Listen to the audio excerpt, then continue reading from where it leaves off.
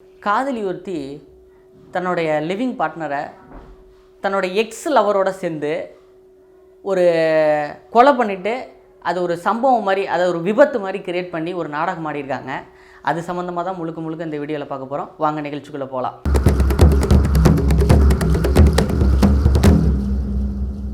டெல்லியில் காந்தி விஹாருங்கிற பகுதியில் ஒரு அடுக்குமாடி குடியிருப்பில் ஒருத்தர் இருக்கார். அவர் பேர் பார்த்தீங்கன்னா ராம்கேஷ் குமார் மீனா அவர் பேர். அவருடைய காதலி பேர் பார்த்தீங்கன்னா அமிர்தா. அவங்க உத்தரப்பிரதேச மாநிலத்தை சேர்ந்தவங்க. ஆக்சுவலாக இவங்களுக்கு ரெண்டு பேருக்கு என்ன ரிலேஷன்ஷிப்பு, அது இவங்க லிவிங் பார்ட்னர் மாதிரி, அதாவது கல்யாணம் பண்ணாமலே ஒரு லவர் மாதிரி இருக்கிறது, அதாவது ஒன்றா வாழ்கிறது. அந்த மாதிரி லவர் கூட கிடையாது, ஒன்றா வாழ்கிறது. இந்த மாதிரி அவங்களுக்குள்ளே அந்த வாழ்க்கை போயிட்டுருக்கு, நல்லா தான் போயிட்டுருக்கு. திடீர்னு என்ன ஆகுனா, ஒரு நாள் அந்த லிவிங் பார்ட்னர், அந்த காதலி இருக்கால, தன்னோட காதலனுடைய மொபைலை எடுத்து பார்க்குறா. அதில் பார்த்தீங்கன்னா இவளுடைய நிர்வாண படங்கள் ஏகப்பட்டது, கிட்டத்தட்ட ஆயிரக்கணக்கில் நிர்வாண படங்கள் அந்த செல்லில் இருக்குது. இதை பார்த்துட்டு அதிர்ச்சி அடைஞ்சிட்டு போயிட்டு காதலன்ட்ட சொல்கிறா, ஏன்னா இந்த ஃபோனில் ஏன் இந்த வீடியோலாம் நீ எடுத்து வச்சுருக்க, அதெல்லாம் உடனே டெலிட் பண்ணு, இதெல்லாம் தேவையில்லாத வேலை, நான் இதுக்கு தான் உன்ட்ட பழகிட்டு இருக்கேனா அப்படின்னு சொல்லி கேட்குறா. ஆக்சுவலாக இது ரெண்டு பேர் மேலேயுமே தப்பு இருக்குதுன்னு வச்சிங்களேன். ஆனால் அதுக்காக கொலை வரையும் போகக்கூடாது. ஆனால் அந்த பொண்ணு கொலை பண்ணிவிட்டு ஒரு விபத்து. ஆக்சுவலாக பார்த்திங்கன்னா அந்த பொண்ணு தடவியல் மாணவி, அதாவது அந்த இப்போ கொலைலாம் நடந்துச்சுன்னா அங்கே ஆதாரங்கள்லாம் சேகரிப்பாங்களா, அது சம்மந்தப்பட்ட படிப்பு.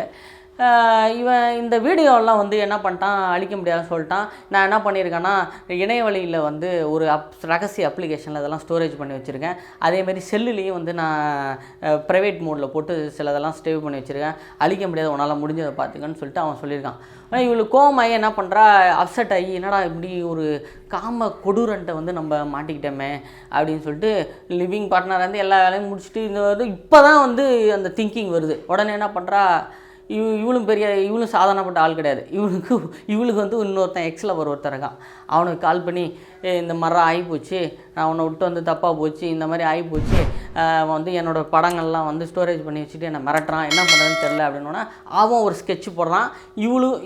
இவ தான் ஸ்கெட்ச் போடுறது. ரெண்டு பேரும் சேர்ந்து என்ன பண்ணுறாங்கன்னா ஒரு பிளானை பண்ணி ஆக்சுவலாக அந்த அடுக்குமாடி குரூப்பில் இவன் தூங்கிட்டு இருக்க நேரம் பார்த்து ரெண்டு பேரும் போகிறாங்க. இவனோட சேர்த்து மூணாவதாக இன்னொருத்தனையும் சேர்த்துக்கிறாங்க, கூட்டு சேர்த்துக்கிட்டு போகிறாங்க.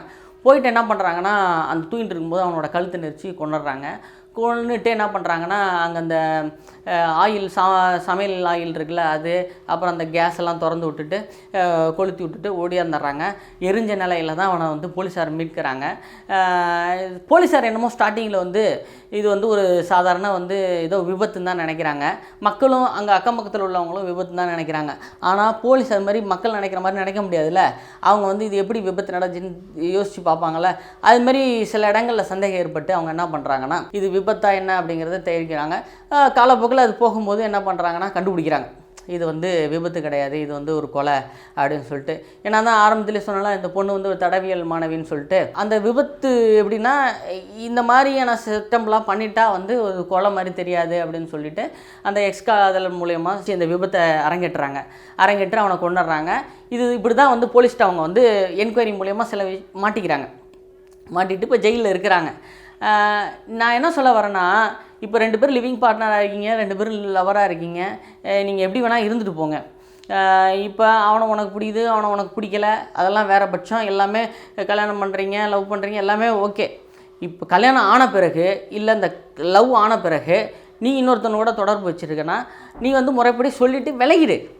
அதுக்காக போய் அவனை கொல்றது, இல்லைனா இவன் உன் சம்மந்தமாக ஏதாவது ஆதாரங்களை வச்சுக்கிட்டு உன்னை மிரட்டுறானா, போய் போலீஸில் கம்ப்ளைண்ட் கொடு. அதுக்கு தானே காவல்துறையெல்லாம் வச்சுருக்காங்க. அந்த நீங்களாக சட்டத்தை கையில் எடுத்துக்கிட்டு கொலை பண்ணுறது, இது ரொம்ப தவறான விஷயம். இந்த மாதிரியான தவறுகள் இனிமேல் நடக்காமல் பார்த்துக்குங்க. ஏன்னா இந்த கொலை இன்னொருத்தனுக்கு ஒரு பாசிட்டிவாக போய்டும். பாசிட்டிவாக மோட்டிவேட்டாக எடுத்துக்கிட்டு அவன் இந்த வேலையை செய்வான். இதுக்கு ஒரு முடிவே இல்லாமல் போகும். காவல்துறையும் போய்கிட்டே இருப்பாங்க. இந்த விபத்துக்கு, இந்த மாதிரியான விஷயங்களுக்கு முடிவே இல்லாமல் ஒரு தொடர்கதையாக போயிட்டுருக்கோம். இந்த மாதிரியான விஷயங்கள் இனிமேல் ஃப்யூச்சரில் இது மாதிரி நடக்காமல் இருக்கிறதுக்கு, இந்த மாதிரி தவறுகள் ஏதாவது நடந்துச்சுன்னா உடனே காவல்துறை அணுகிச்சு அவங்கள்ட்ட சொல்லுங்கள், முறைப்படி ஆக்ஷன் எடுங்க. ஓகேவா மக்களே? நீங்கள் இது சம்மந்தமாக நீங்கள் என்ன நினைக்கிறீங்கிறத கமெண்ட்டில் சொல்லுங்கள். சப்ஸ்கிரைப் பண்ணுங்கள், லைக் பண்ணுங்கள், ஷேர் பண்ணுங்கள். நான் உங்கள் ராஜ்குமார். இது பழைய ரொட்டு புது டென்ட்டு.